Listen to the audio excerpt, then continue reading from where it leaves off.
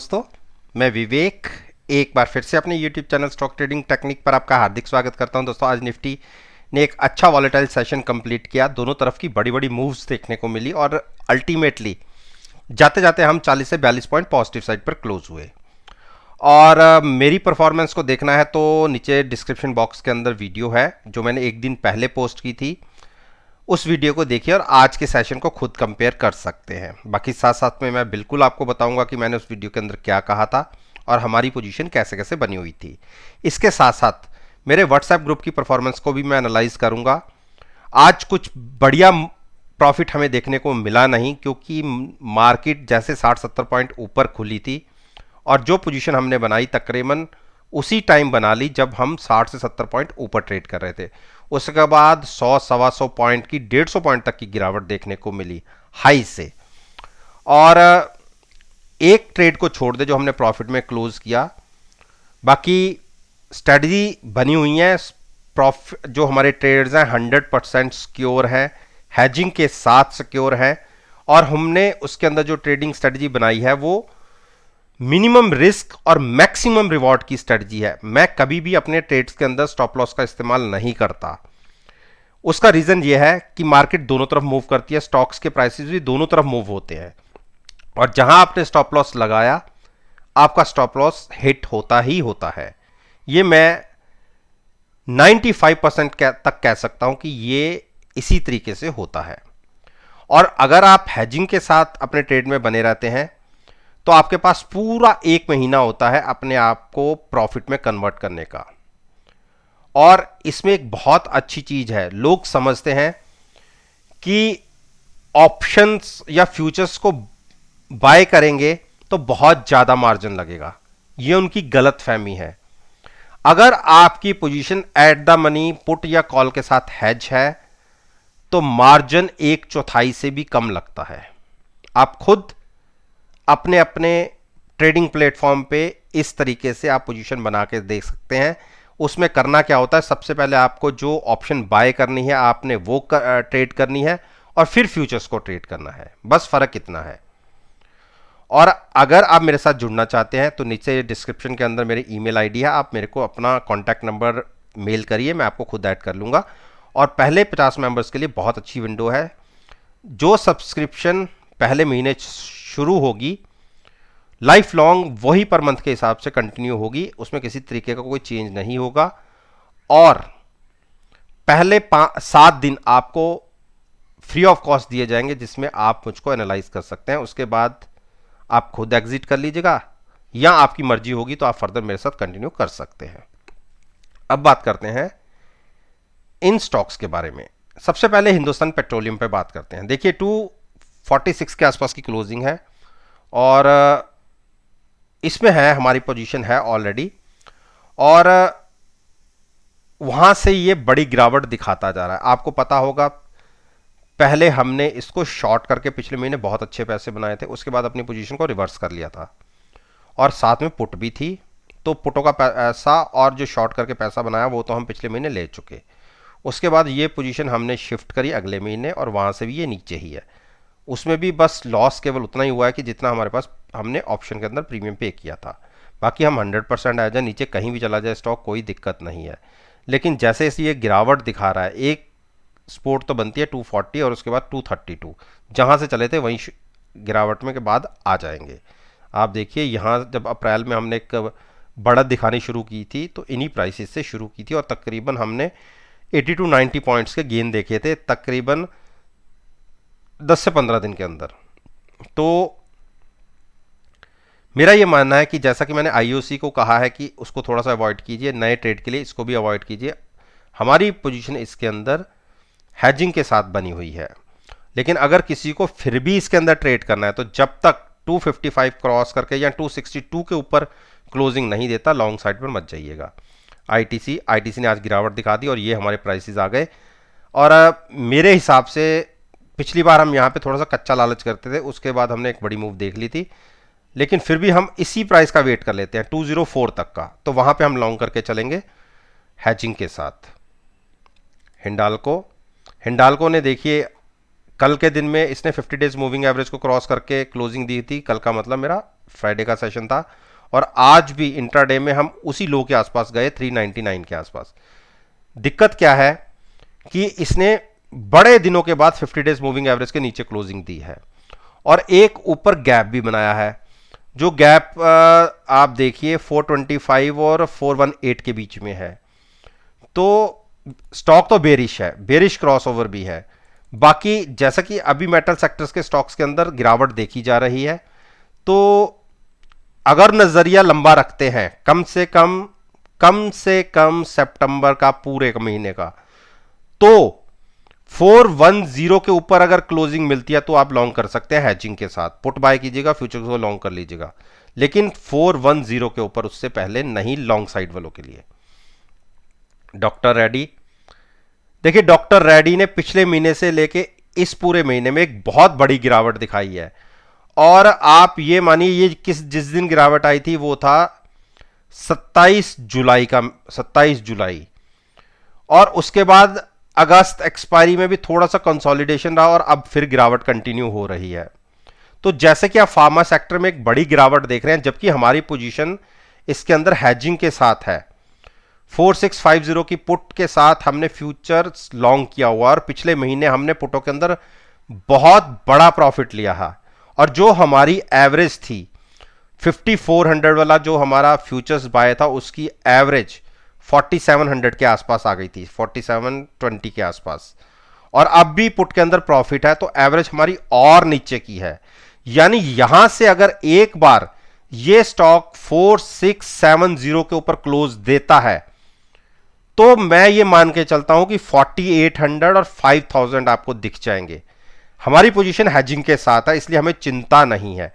अब जिसको नया ट्रेड लेना है, नजरिया लंबा रखते हैं सितंबर एक्सपायरी तक का, तो 4500 की पुट बाय करके भी फ्यूचर्स लॉन्ग कर सकते हैं। अभी स्टॉक बेरिश साइड पर ही ट्रेड कर रहा है, लेकिन आरएसआई 23 के आसपास है, इसीलिए मैं एक बड़े बाउंस की संभावनाएं मान के चल रहा हूं। मेरे को लगता है कि अगले 2 या 3 दिन के अंदर यह स्टॉक एक बार 4670 टच होना चाहिए। सिप्ला में देखिए आज इसने कोशिश इंट्राडे में की, और हमने व्हाट्सएप ग्रुप के अंदर इसमें पैसे बनाए भी। एक पोजीशन ले गए थे हम फ्राइडे के सेशन में लॉन्ग साइड से, और इंट्राडे में इसने एक बार 913 को भी छुआ है, लेकिन वहां से फिर गिरावट आई। हम भी तकरीबन 97-98 के आसपास निकले थे, 897 के आसपास एग्जिट हुए थे। 4 से 5 रुपए का टोटल हमें प्रॉफिट रहा था, लेकिन अगर पुट के लॉस को लगा दें तो ज्यादा प्रॉफिट नहीं मिला था। नेगेटिव मार्केट में भी ये मान के चलिए कि एक छोटा सा प्रॉफिट में ये कन्वर्ट होने वाला ट्रेड था जो पहले लॉस में जा रहा था, तो इसको हम एग्जिट हुए। और अगर अब किसी ने इसको लॉन्ग करना है तो एक बार 903-4 के ऊपर क्लोजिंग आने दीजिए, इमीडिएट आपको 915 दिखेगा, उसके बाद 927 दिखेगा। 927 के अंदर के बाद तो ये अच्छा रनअप पकड़ सकता है। तो एक थोड़े से बाउंस की उम्मीद के लिए ट्रेड किया जा सकता है। रीजन एक तो इस महीने के अगर देखे जाए तो ऑप्शंस का प्रीमियम बहुत रिड्यूस हो गया है, और लास्ट के 3 दिन में एक बड़ी मूवमेंट भी देखी जाती है। भारती, देखिए भारती को हमने 630 पर शॉर्ट किया था, पुट बाय थी, कॉल बाय थी साथ में। तो इंट्राडे के अंदर देखिए फ्राइडे में 607 तक के लो लगे, आज एक बड़ी गिरावट रही 610 तक का, और हमने एक बार अपना छोटा सा प्रॉफिट ही सही 7 से 8 रुपए का हमें इस ट्रेड के अंदर प्रॉफिट मिला है, तो हम 615 के आसपास एग्जिट हुए हैं इस ट्रेड से।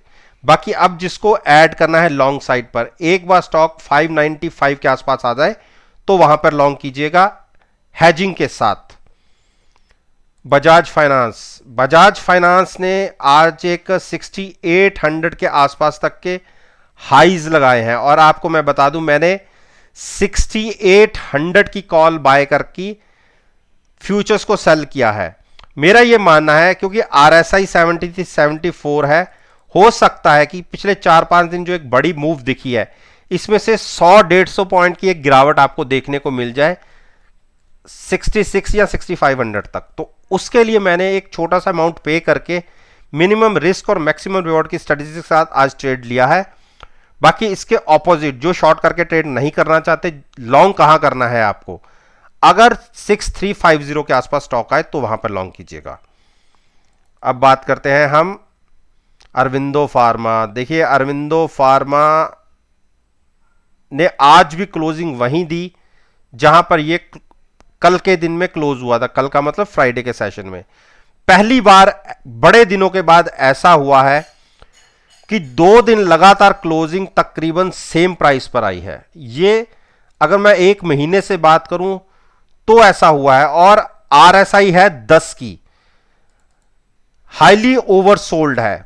और जब ऐसा हाईली ओवरसोल्ड स्टॉक होता है तो आप मान के चलिए मुझे यहां से अगले 3 दिन के अंदर एक मूव 755 760 तक की लगती है।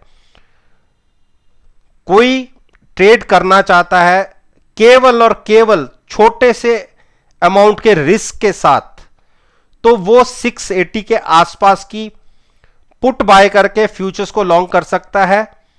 वो भी अगस्त एक्सपायरी की बात करूं, केवल आपका रिस्क उतना ही होगा जहां जो आप पुट बाय कर रहे हैं, और पुट भी दूर की नहीं, एट द मनी पुट, जहां पर आप फ्यूचर्स को बाय करेंगे। एक जंप की उम्मीद के साथ तकरीबन 70 to 80 पॉइंट्स की एक जंप की उम्मीद के साथ लॉन्ग साइड पर ट्रेड ले सकते हैं।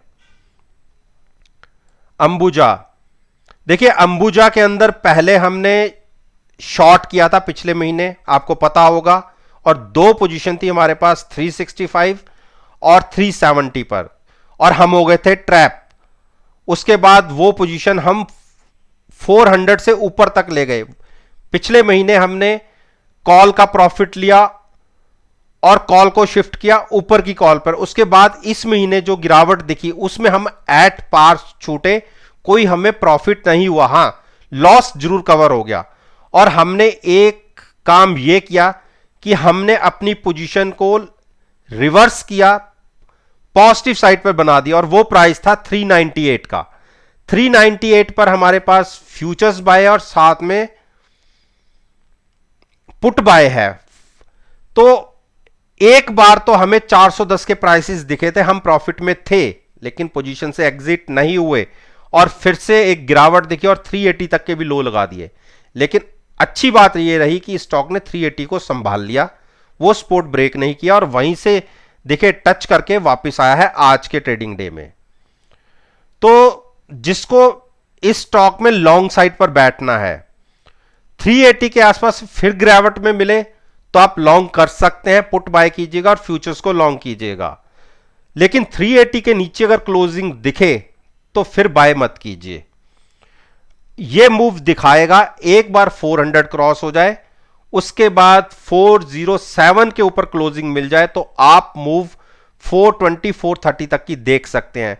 इन दिनों एक सीमेंट सेक्टर्स के स्टॉक्स में गिरावट देखी जा रही है, और आज निर्मला सीतारमण जी ने, जो हमारी फाइनेंस मिनिस्टर हैं, उन्होंने एक इंफ्रास्ट्रक्चर से रिलेटेड एक स्कीम के ऊपर आज कोई डिसीजन लेना था। अब मुझे नहीं पता कि उसमें आउटकम क्या आया है। अगर उसमें आउटकम अच्छा आया होगा तो कल के सेशन में जितने भी इंफ्रास्ट्रक्चर के स्टॉक्स हैं उसमें एक बड़ी बाइंग देखी जा सकती है, जिसमें एलएनटी हो सकता है, डीएलएफ हो सकता है, और इस तरीके के जो स्टॉक्स होंगे उसके अंदर एक बड़ी मूव अपसाइड की देखने को मिल सकती है। तो दोस्तों, ये मैंने आपके साथ निफ्टी इंडेक्स के 10 स्टॉक्स के ऊपर अपना ओपिनियन आपके साथ शेयर किया है। और जैसे मैं हमेशा आपसे कहता हूं, मेरी इस वीडियो को आप जो नेक्स्ट ट्रेडिंग सेशन 24 अगस्त का होगा उसके साथ मार्केट के बीच में या मार्केट के बाद, जैसे आपको सुटेबल लगे आप एनालाइज कीजिए। और डाटा की अगर जरूरत होगी तो आप एनएससी की साइट से डाटा सारा पिक कर सकते हैं। वीडियो अच्छी लगे तो नेचुरली बात है कि आप मेरे वीडियो को शेयर कीजिए, लाइक कीजिए, और साथ में यूट्यूब चैनल को सब्सक्राइब करना मत भूलिएगा। और साथ में अगर बेल आइकन का बटन प्रेस करेंगे तो नोटिफिकेशन टाइम से आप तक डिलीवर होंगे, अदरवाइज इस वीडियो को आपको कोई फायदा नहीं है। इस बात के साथ मैं आपसे विदा लेता हूं और एक नई वीडियो के साथ फिर से आपके सामने आऊंगा। तब तक